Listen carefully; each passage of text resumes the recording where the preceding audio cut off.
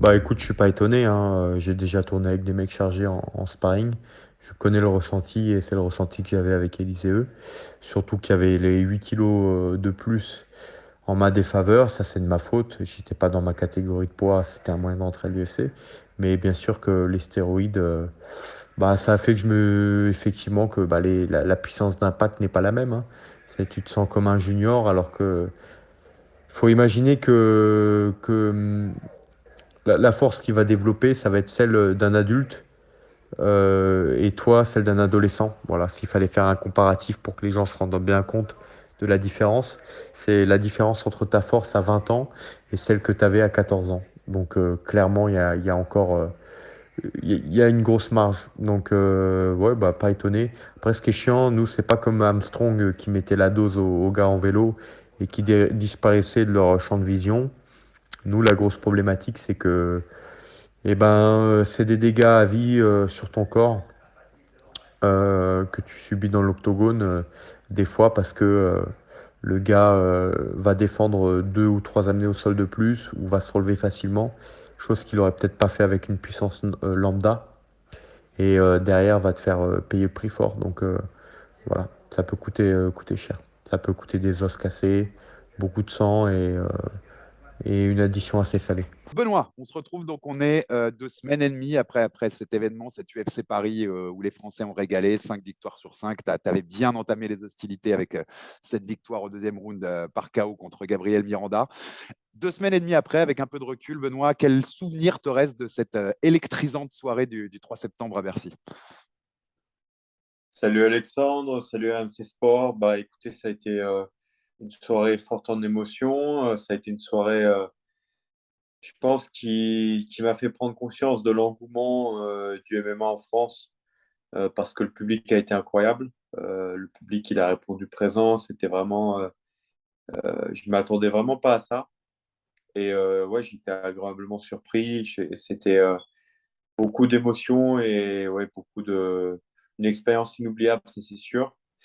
Et après, je suis fier parce que c'était vraiment une récompense pour moi dans le sens où ça a été une prépa très compliquée. Ça me tenait à cœur d'être à Paris. Et le fait de réaliser une bonne performance avec une prépa compliquée et un public en feu, ça a été vraiment inoubliable.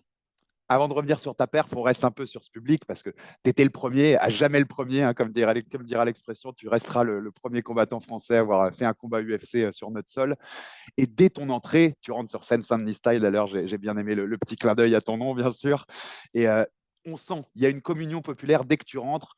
Quand tu rentres dans l'octogone, que Boss Buffer dit From Paris, France, et que tu écartes les bras, il y a un truc magique, je trouvais, qui se passe. Comme tu dis, tu t'y attendais pas du tout, pas à ce point-là en tout cas. Et quand tu es sorti, quelle sensation tu as eu en voyant la réaction que pouvait avoir ce public en feu? Ouais, ça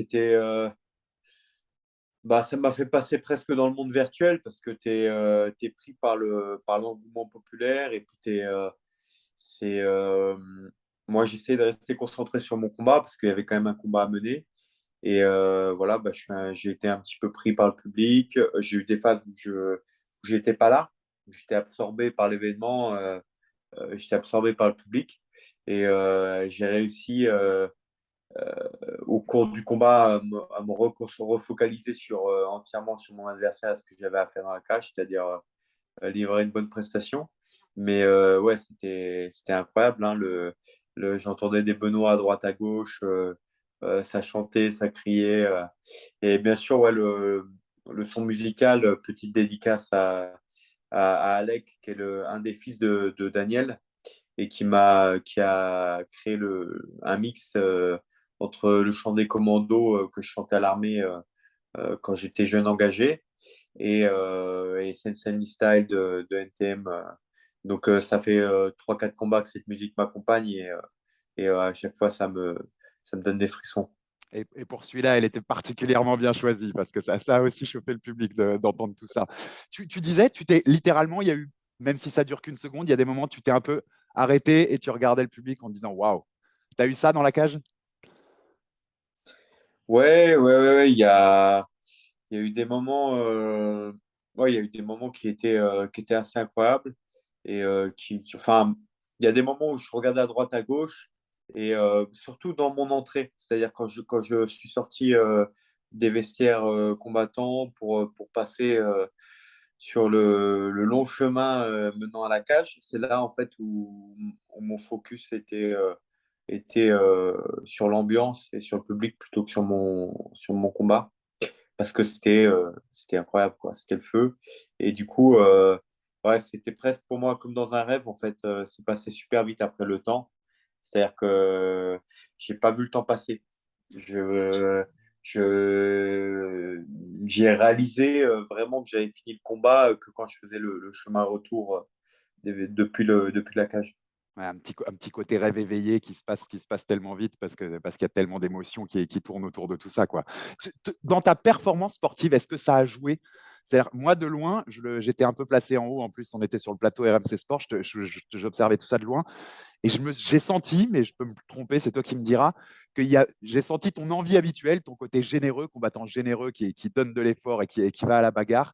Mais j'ai senti un petit truc en plus, un petit envie encore en plus. Est-ce que tu approuves ça? Est-ce que tu as eu la même sensation? Et est-ce que c'était parce que le public te pousse et te chauffe et que forcément tu as envie de leur donner, quoi?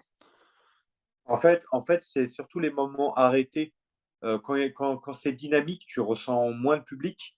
Mais d'ailleurs, on a pu le voir avec le combat de Tuisava contre Gann. Le moment où il s'arrête brièvement, c'est parce qu'il ne se passe pas grand-chose. En fait, les moments arrêtés, notamment par exemple quand j'étais en garde latérale et que je commençais à mettre mon grand non-pound en place, bah là, par contre, ouais, ça te pousse. Tu as une espèce d'engouement, mais c'est souvent dans des moments fixes que tu es poussé par le public, ouais, effectivement. C'est-à-dire à l'appel de ton nom, avant le combat.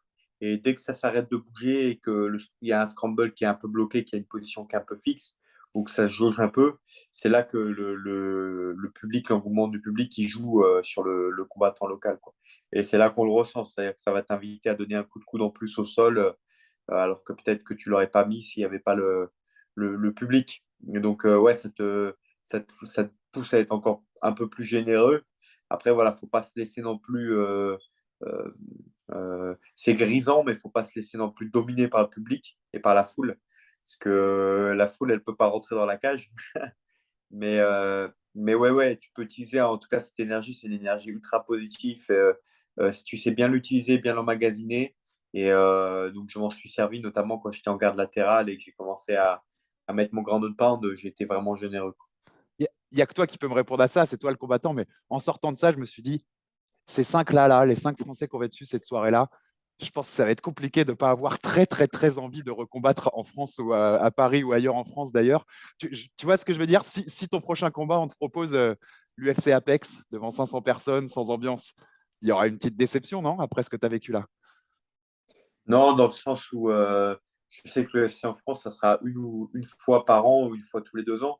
Donc, j'aurais absolument envie d'être sur la carte, ça, c'est sûr et certain, de l'UFC Paris, ou de l'UFC France. On ne sait pas où ce sera, mais en tout cas, non, je veux être actif, je veux combattre.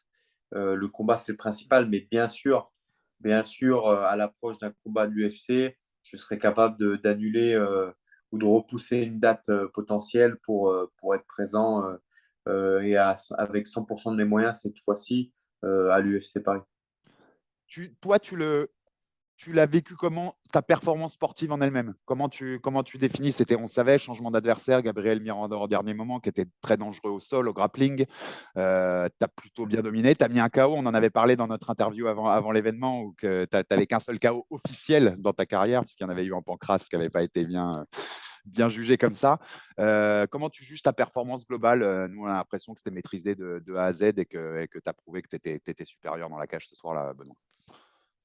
Ouais, en fait, c'était une bonne performance, mais le chemin pour arriver à là, il a été semé d'embûches et il y a un paramètre physique qui m'a empêché de. C'est-à-dire que c'est un combat que j'aurais peut-être pu finir très très vite parce que dès le premier middle kick, j'ai senti que je l'avais marqué. Un défaut qu'on avait remarqué chez lui. C'est-à-dire qu'il boxait pas trop mal en anglaise, mais que les kicks, il avait du mal à les absorber.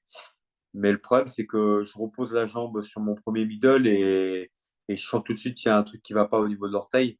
Et, euh, et voilà, bah, c'est quelque chose qui m'aura gêné tout le long de ma prépa et jusqu'au combat. Jusqu'au médecin, on n'était pas sûr que je puisse combattre parce que j'avais des fils de l'opération qui commençaient à ressortir suite au bain chaud pendant le cutting pour perdre le poids. Donc euh, voilà, ça a été vraiment la problématique de tout ce camp, c'est-à-dire de faire un camp sans plaisir, dans la douleur et d'essayer d'être en forme pour le combat. Après, par contre, avec l'adrénaline et tout, euh, ce qui a payé dans ce combat, c'est tous mes précédents camps d'entraînement et mes acquis que j'avais avant ce camp, parce que c'est pas pendant ce camp que j'ai vraiment progressé, mais pendant ce camp, je me suis remis à jour. Et, euh, et ce qui est bien, c'est que tous mes acquis de mes précédents camps et tout, et des 2 dernières années pendant lesquelles j'ai bossé, ils sont ressortis, quoi. Donc c'est surtout ça que je retiens, c'est que il y a certaines choses qui sont vraiment maintenant ancrées en moi et qui sont forts et même en mes formes qui sont solides, j'ai des bases solides. Et donc, ça, c'est rassurant. On a vu, tu en parlais que tu étais touché même pendant le combat et que même quand on était venu te voir à l'entraînement pendant le camp, bah, ça saignait au niveau du pied à ces niveaux-là. Tu peux donc te raconter pour nos téléspectateurs, maintenant que l'événement est passé, tu as donc été opéré pendant le camp de préparation. Ouais, alors un peu avant le camp de préparation, en fait, ça fait maintenant à peu près, ça doit faire 3 mois maintenant. Mais en gros, c'est une opération où d'ordinaire, pendant 2 mois, tu sollicites plus l'orteil, ou alors tu le ressollicites au bout d'un mois, mais sous forme de réathlétisation et rééducation kinésithérapeutique. Et en fait, c'est le tendon du gros orteil extenseur fléchisseur qui était touché. Et donc, voilà, on a eu donc du coup bah, c'est les appuis hein, forcément hein, parce que quand tu peux pas ancrer le gros orteil, essaye de te balader sans gros orteil, tu vas voir que c'est compliqué. Et, euh, et voilà, donc en fait j'ai repris au bout d'un mois et donc ça a été dans la douleur parce qu'il fallait se remettre au travail parce que l'UFC Paris il était 5 semaines plus tard. Et puis j'ai eu une infection au pied sur l'orteil parce que j'ai repris du coup trop tôt et le pied s'est réouvert et j'ai eu une infection. J'ai été sous antibiotiques une dizaine de jours et j'ai repris. Et en gros, il me restait 3 semaines, quoi. Et après, pendant 3 semaines, j'ai serré les dents. Que c'est, on a fait ce qu'on a pu, quoi. On a fait du bricolage, le meilleur bricolage possible, de manière à avoir quand même des bonnes sensations lors du combat. Et bah, ça a fini que je me sentais pas trop mal les 3 derniers jours, même si le pied, je voyais bien qu'il y avait, bah, que c'était pas, clairement pas à 100%. C'est-à-dire que même à l'échauffement, il y a des choses encore que je ne pouvais pas faire, mais je me suis dit il y a 15 minutes, donc j'ai 15 minutes pour serrer les dents et ça va passer. Je pensais à une entorse ou à une fracture de l'orteil et je ne m'attendais pas à ça, par contre, que ça se réouvre autant. Je ne m'étais pas attendu à ça, mais ouais, ça s'est réouvert sur la cicatrice post-opératoire. Ça va mériter de refaire des choses, ça va mériter un temps de repos ou de refaire même une intervention ou pas du tout. Non, ça a mérité d'être suturé et surtout, ça va mériter, là, je suis en train de la faire, c'est vraiment une rééducation et de la kinésithérapie, quoi. C'est-à-dire que là, ça tombait bien, j'ai eu mes 15 jours de repos derrière le combat. Et puis, là, on a commencé le travail avec le kiné, en fait, pour que l'orteil se relève, se rebaisse, etc. Du travail du B à bas. Et là, on est déjà à 70-75%, donc on est vraiment content et satisfait. Le tendon, en fait, pendant le combat, n'a pas été touché. Mais par contre, ouais, ça a bien réouvert et ça a retardé pardon, encore la cicatrisation. Donc, on travaille là-dessus. Je suis satisfait par le travail qu'on est en train de mettre en place. Et je pense que d'ici un mois, ça sera vraiment de l'histoire ancienne, quoi. Mais ouais, d'ici là, entraînement, reprise progressive et puis réathlétisation de l'orteil. Tu t'aurais bâché si c'était pas Paris, vu ta situation physique. Ouais, ouais, ouais, clairement. Ah oui, oui, là, clairement, là, c'était vraiment compliqué. Déjà, c'est pas que j'aurais bâché, c'est que Ou repousser le en combat, fait, ouais. Repousser le combat ouais, plutôt. en fait, on aurait voulu Londres à la base parce que je partais du principe que je n'allais pas m'opérer et que j'allais recombattre dans le même état, c'est-à-dire avec un orteil à 70%, mais sain, c'est-à-dire sans ouverture ni rien. Et après Vegas, pour enchaîner après Vegas, c'est pour ça que je voulais Londres à la base. Et bon, bah, forcément, c'était Paris que l'UFC voulait, ce qui était logique, hein. Et donc, on s'est dit, on va opérer et ça va passer pile poil dans les temps, mais c'est pas passé. Et voilà, donc après, c'est malchance, hein. On a joué au pile ou face, en fait. On a joué au pile ou face et on a eu, je pense on a tiré la mauvaise face, mais qu'on a eu quand même énormément de chance dans la malchance. C'est qu'on a quand même réussi à bricoler et à être à peu près prêt pour le combat. Et après, du coup, à pouvoir être là à l'UFC Paris, quoi. C'était super important. Par rapport à tout ce qui s'est passé, aucun regret d'avoir été à Paris plus qu'à Londres. Non, non, non, au contraire, je suis même. Si j'avais eu des lésions là à très long terme, ouais, ça m'aurait quand même un peu embêté sur le long terme. Mais non, pas de regret parce que c'était les choses qui étaient à faire. Parce qu'en plus, les opérations sur le tendon, si tu laisses trop traîner, donc si on aurait fait Londres, ça se dit, j'aurais endommagé plus que possible. Donc il fallait opérer, mais voilà, les délais ont été très, très courts. Mais voilà, au final, j'ai une bonne étoile, ça s'est plutôt bien résolu, mais voilà, c'est passé par des moments vachement douloureux.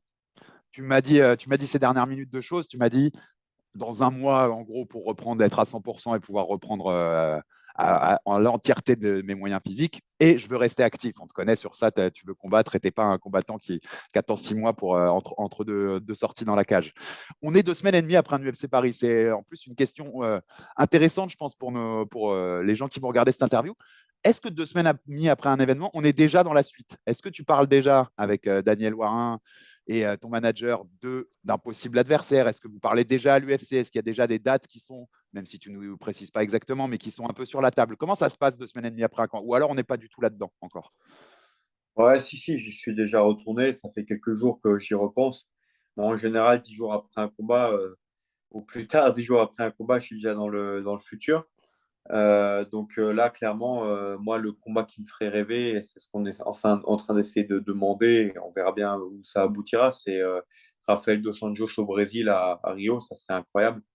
Euh, on m'a donné un mec classé dès mon premier combat dans une catégorie de poids supérieur. Donc après 2 finishes avant la limite comme ça, je vois pas pourquoi on me donnerait pas un mec classé dans ma catégorie de poids cette fois. Et voilà, ça serait vraiment l'objectif, ça serait de là de faire un gros bond en avant dans le classement et surtout prouver. Et je sais que je suis prêt pour ces gars-là. Donc moi, j'ai envie maintenant d'aller dans la cage avec ces gars-là et de revivre un peu des moments que j'ai pu vivre avec Dos Santos, mais avec Dos Santos, du coup, mais dans ma catégorie de poids, c'est-à-dire que à armes égales, quoi. Et tu sens, ça mord un peu? L'hameçon, il mord un peu pour Dos Anjos, côté UFC? Enfin, tu as des retours déjà ou Euh, pas? En tout cas, nous, on pousse. Donc, on va voir. On va voir jusqu'où si ça aboutit ou pas. Mais nous, on pousse. Et après, tu sais, comme je disais, euh, moi, je suis jeune dans l'UFC quand même. Je reste. Ce gars-là, c'est une légende. Donc, j'ai énormément de respect pour ce gars-là. Donc, quoi qu'il advienne, le choix qu'il fera, il y a pas de regret à avoir. C'est-à-dire qu'il aura sûrement le choix entre 3 ou 4 adversaires. S'il le met sur la carte de Rio, ce qui me paraît logique, il y aura beaucoup de Brésiliens et de Brésiliens réputés, je pense. Et donc, clairement, je ne suis pas encore en position de demander des noms comme ça. On les demande dans le sens où je commence à prendre un minimum de légitimité avec 2 victoires avant la limite. Je me sens quand même de commencer à demander du côté de l'UFC, mais c'est dans un état d'esprit, c'est-à-dire que c'est si les 2 premiers qui lui proposent, il adhère pas, et qu'il y a Benoît Saint-Denis et que il a envie de faire un France-Brésil numéro 3, ben, on le fera, quoi. Allez, à Rio, début d'année, c'est vrai que ce serait beau. Si c'est pas Rafael dos Anjos, ce que tu vises, ce que tu espères, c'est un top 15 quand même. C'est d'affronter un classé, comme tu me disais, tu l'as affronté un classé pas dans ta KT pour ton premier combat. Tu mériterais, entre guillemets, voilà, d'avoir un classé maintenant assez vite, même si c'est une catégorie, on sait, très dense, hein, ta catégorie. Ouais, clairement, moi, alors c'est ce dont je rêve et ce que j'ai envie. Après, avec l'UFC, en fonction des trajectoires qui te tracent, ils peuvent te faciliter ou te compliquer le chemin. Et surtout, ils peuvent te faire monter vite ou pas. Donc, voilà, ça va dépendre des retours qu'ils ont de mon combat, de ma performance, du style que j'ai, euh, de, de la communauté qui me suit. Voilà, donc bah, du coup, j'invite tous les Français à me donner un maximum de soutien là-dessus parce que plus vous êtes nombreux à me regarder et à avoir envie de me voir me friter dans la cage avec les meilleurs, plus j'ai des chances d'y arriver, quoi. Que ce soit d'un point de vue du matchmaking ou d'un point de vue sportif. Donc, moi, clairement, ouais, j'aimerais beaucoup, ou en tout cas un mec du top 20 dans le pire des cas, ou top 20, top 25, mais vraiment, j'aimerais me rapprocher de la fameuse ceinture, quoi. Bien sûr, monter progressivement. À Paris, tu sais que des journalistes américains qu'on a croisés nous disaient, vous avez un truc génial avec Benoît, c'est que avec Benoît, ce sera jamais un combat chiant. Et les gens auront toujours envie de le voir combattre parce qu'il a ce style généreux, ce style qui donne envie de regarder. Entendre ça, parce que je sais que ça va avec ton état d'esprit, on en a assez parlé tous les deux, c'est quelque chose qui te plaît d'entendre ça, de te dire, peu importe où tu vas mener ta carrière, je pense que tu auras toute ta carrière à l'UFC des gens qui voudront voir tes combats parce qu'ils aiment le style Benoît Saint-Denis. Ouais, je pense que en fait, j'ai un style qui est basé sur beaucoup sur l'instinct et sur le combat pur dans sa forme, on va dire, traditionnelle, c'est-à-dire un peu l'état d'esprit du combat que j'avais à l'armée, c'est un peu l'état d'esprit du combat à mort. C'est-à-dire que moi, dans ma tête, enfin, quand je rentre dans la cage, mentalement, je suis conditionné à gagner et surtout à pas me faire finir. Je vois ça un peu comme un combat, quoi, tout dans sa forme pure.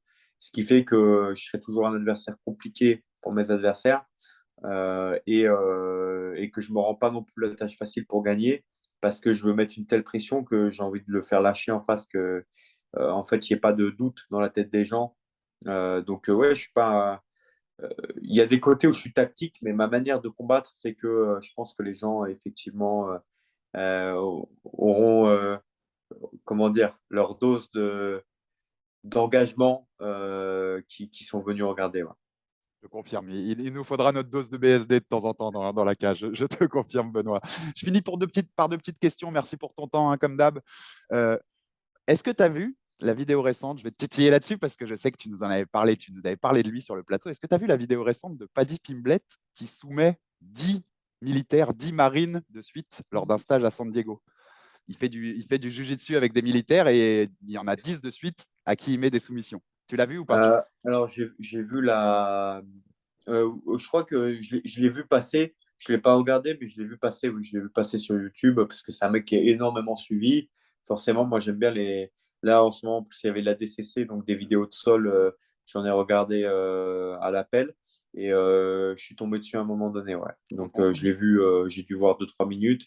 Et oui, bah, il tourne avec des mecs plus ou moins débutants.